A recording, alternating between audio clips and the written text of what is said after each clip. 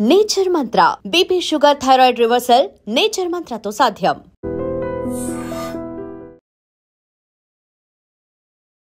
Welcome to ITM news. This is Pavan. So present అయితే Bigg Boss కొత్త టాస్కులతో కొత్త బయట కూడా కాంట్రవర్సీలు అవుతుంది. సో బిగ్ బాస్ మీద ఎలాంటి బజ్ అయితే తగ్గట్లేదు. ఎలాంటి చెప్పినా గానీ బిగ్ బాస్ మాత్రం చూసే వాళ్ళు ఎక్కువైపోతూనే ఉన్నారు. సో ఇప్పుడు నిన్న బిగ్ బాస్ అయితే టాస్క్ ఇవ్వడం జరిగింది. రౌడీలు 2 గ్రూపులుగా క్రియేట్ చేసి మాధురికి ఒక గ్రూప్, సంజనాకి ఒక గ్రూప్ ఇవ్వడం జరిగింది. సో అక్కడ కూడా ఇష్యూస్ అయితే అవుతున్నాయి. అసలు గేమ్ ఎలా అనిపించింది ఏంటి అని చెప్పేసి అడిగి తెలుసుకున్నాం. Hi bro. ఏంటి బిగ్ బాస్ కొత్త టాస్క్ ఎలా ఉంది? ఏంది బ్రో టాస్క్? ఏంది బ్రో ఇట్లా కొట్టుకుంటారు? ఏంది బ్రో బిగ్ బాస్ అమ్మ ఏంది మరీ ఘోరంగా దొంగతనాలు చేస్తున్నారు. మళ్ళా దొంగల దగ్గర నుంచి దొంగలు మళ్ళీ దొంగతనాలు చేస్తున్నారు. మరీ ఎంత ఘోరంగా పెడుతున్నారు బ్రో. సో ఆడియన్స్ ఫీల్ ఎలా ఉంది వాళ్ళు అట్లా దొంగతనాలు చేసుకుంటూ కొట్టుకుంటుంటే? సంజన సీదా చెప్పేసింది నేను ఆడను అని చెప్పేసింది. సీదా మీరు ఇట్లా దొంగతనాలు చేస్తూ ఉంటే నేను ఆడను అని చెప్పేసింది. సంజన దగ్గర దొంగతనాలు చేశారు. ఇన్ని రోజులు దొంగతనం సంజన చేస్తుంది. సంజన దగ్గర దొంగతనాలు చేశారు అంటే చూసుకోండి. మళ్ళీ ఇన్ని రోజులు టాలెంట్ బయట పెట్టలేదు గ్రూప్ మెంబర్స్, ఇప్పుడు పెట్టారు. అదే కదా ఆమె చెప్తుంది, మాధురి గారు ఆమె చెప్తున్నారు కదా, అవును మనం దొంగతనం చేయాలి, అదే మనం యాంటిజం కదా అలా మాట్లాడుతుంది. కరడు కట్టిన దొంగలం అంట. వాళ్ళ గెటప్లు ఎలా ఉన్నాయి? ఫస్ట్ దొంగ లెక్కనే ఉన్నారు అంటే రియాలిటీ బయటపడ్డదనుకో ఒరిజినాలిటీ బయట కనిపిస్తుంది. మెయిన్ గా నాకు ఆ గెటప్లలో చిట్టి పాప ఉంది కదా, అలెక్క చిట్టి పికిల్స్ కింద కూడా మిషాలు ఉన్నాయి.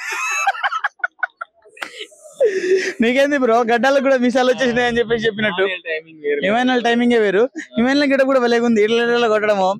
ఆ తర్వాత మన జడల్ మర్చిపోయాం. జడల్ ఎవరు? మన పవన్ కళ్యాణ్.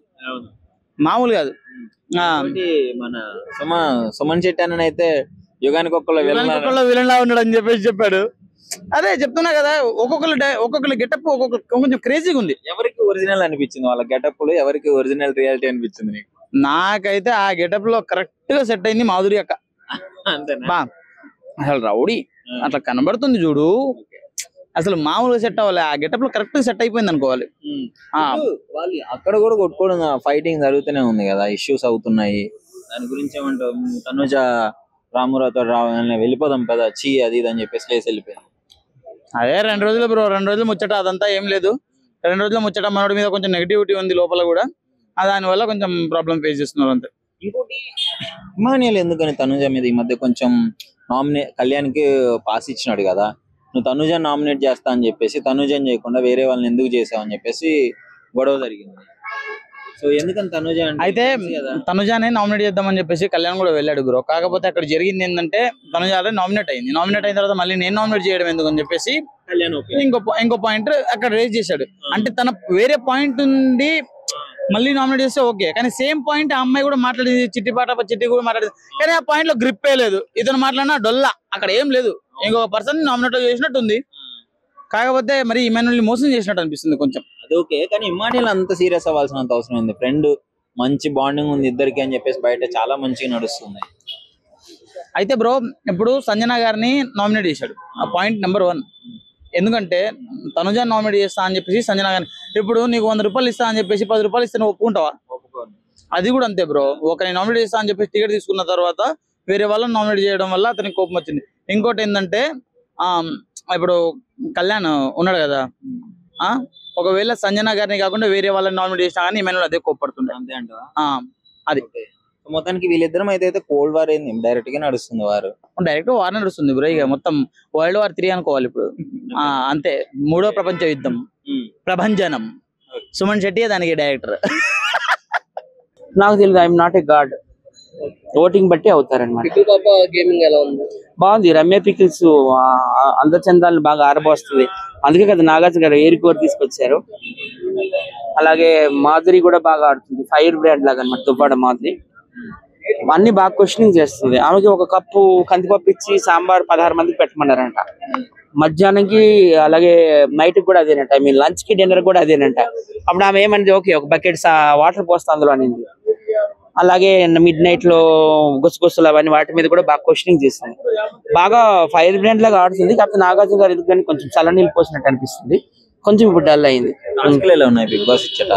బానే ఉన్నాయి, అందరూ బానే ఆడుతున్నారు. సుమన్ శెట్టి కూడా ఈ మధ్య బాగా డెవలప్ అయ్యాడు. స్టార్టింగ్ లో డల్ గా ఉండేవాడు, ఇప్పుడైతే బాగా డెవలప్ అయ్యాడు, బాగా ఆడుతున్నాడు. ఇప్పుడు ప్రోమోలో కూడా చూశారు కదా, మొత్తం 2 గ్యాంగ్ లాగా విడిపోయారు. సో ఫైర్ ఉంది మొత్తం. అవును, ఇప్పుడు కూడా బిగ్ బాస్ అనేది 2 గ్రూపుల్లాగా చీల్చేస్తాడు అనమాట. ఈ వీళ్ళకి వాళ్ళకి గొడవలు పెట్టిస్తారు, కావాలనే గొడవలు పెడతారు. సారీ, టాప్ 5 లోనా? టాప్ 5 లో అయితే దువ్వాడ మాదిరి గారు ఉండాలని కోరుకుంటున్నాను. అలాగే సుమన్ శెట్టి, అలాగే ఇమ్మాన్యుల్, డిమాన్ పవన్ అండ్ జవాన్ పవన్ కళ్యాణ్ కూడా ఉండాలని కోరుకుంటున్నాను. ఈ 5 మెంబర్స్ అయితే టాప్ 5 ఉండాలని కోరుకుంటున్నాను. సంజన ఉంది కదా, ఆమె కన్నడిగా, ఆమెను పంపించేయాలని కోరుకుంటున్నాను. ఎందుకంటే పాప చిన్న పిల్లలు వెయిట్ చేస్తారు ఆమె కోసం.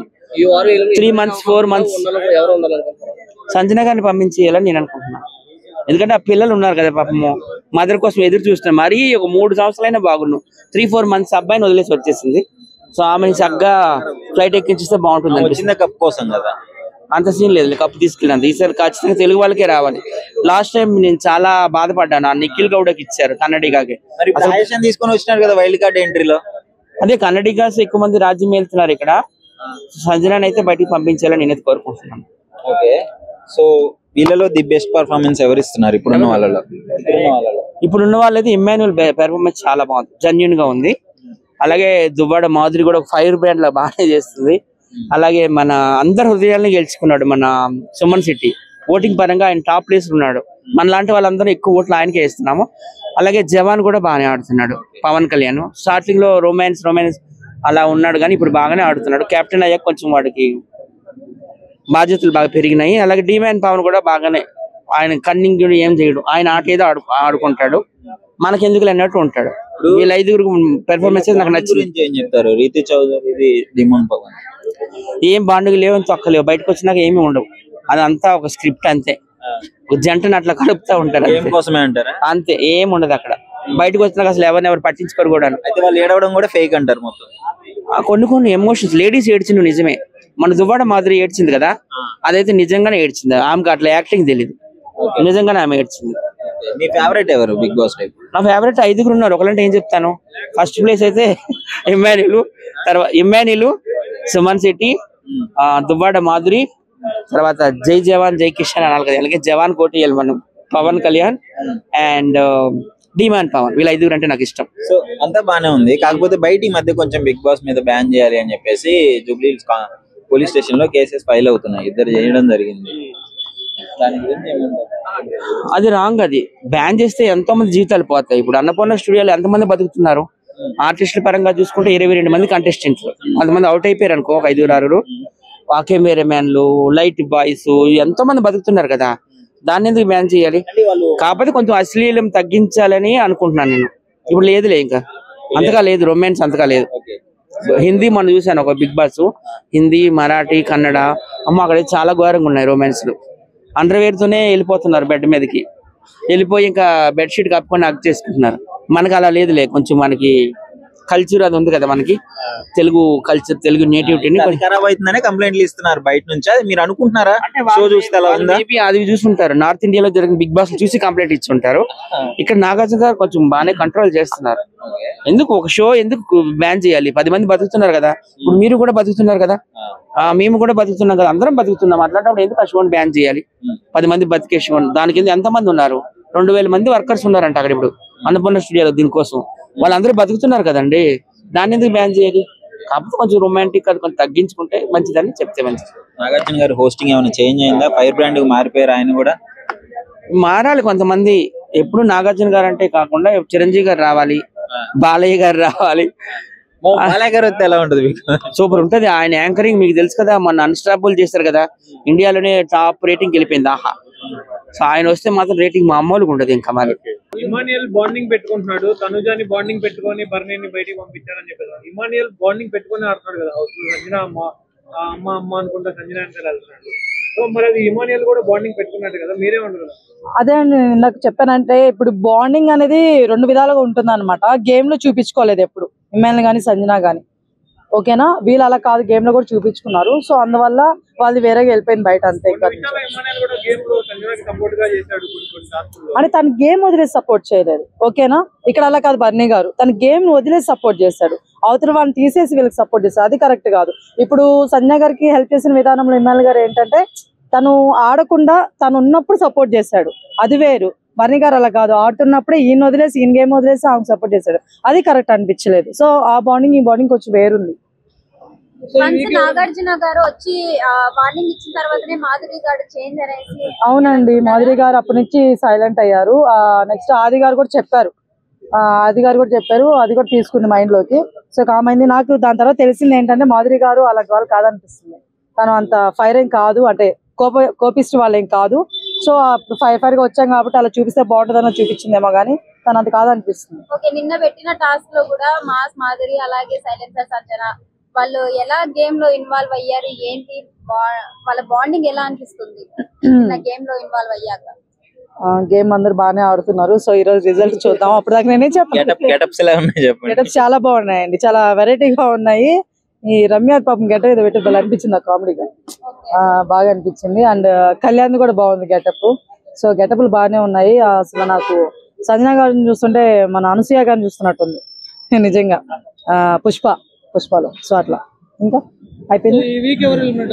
రమ్య అనుకుంటున్నాను. బట్ పోలింగ్ ప్రకారం చూస్తే శ్రీనివాస్ సాయి గారు ఉన్నారు. చూద్దాం, బిగ్ బాస్ ఎప్పుడు పోలింగ్ ప్రకారం బాడు కదా. దివ్యల మాదిరి రమ్య గారు వచ్చాకే కొంచెం జనాలకు ఇంట్రెస్ట్ పెరిగింది. ఇప్పుడే మీరు వెళ్ళిపోమంటారు రమ్య గారు? నేను వెళ్ళిపోమంటే వెళ్ళిపోవడానికి రమ్య గారు ఎవరు, నేనెవరు? అలా అనుకుంటే బర్నీ గారిని అసలు పంపిను కదండి, ఓకేనా? బట్ అలా కాదు, యాక్చువల్ వాళ్ళిద్దరు రావడం వల్ల ఏం జరగలేదు, కానీ వాళ్ళు వచ్చారు చెప్పారు అనమాట. మేబీ వాళ్ళిద్దరు రాకపోయినా సరే ఆది గారు కానీ నాగార్జున గారు మొన్న దివాళీ ఎప్పుడైతే చెప్పారో ఆ రోజు ఎపిసోడ్ లో, అది చెప్పుంటే మన వాళ్ళు అప్పుడు కూడా ఫైర్ ఆడతారండి మళ్ళీ. సో అట్లా. కానీ ఒకటైతే చెప్పగలను, బర్నీ గారు వెళ్ళిపోవడం వల్ల తనుజ గారి గేమ్ చాలా ఇంప్రూవ్ అయింది, అదైతే నిజం.